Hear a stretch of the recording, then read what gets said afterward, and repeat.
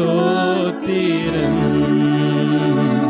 இயேசையா ஸ்தோத்திரம். எல்லாரும் கரங்களை தட்டி ஆண்டவருக்கு மகிமை செலுத்த.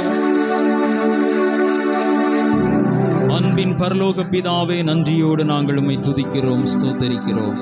நீர் தந்ததான நல்ல ஆசீர்வாதமான சபை ஆராதனைக்காய் ஸ்தோத்திரம் ஆண்டவரே. இவ்வளவு நேரமாய் எங்களோடு கூட இருந்து ஆராதனையிலே ஆண்டவரே பரிசுத்த ஆவியானவர் மூலமாய் எங்களை வழிநடத்தி சென்றீர். தொடர்ந்து எங்களுக்கு ஆலோசனை தந்து எங்களை வழிநடத்தும்.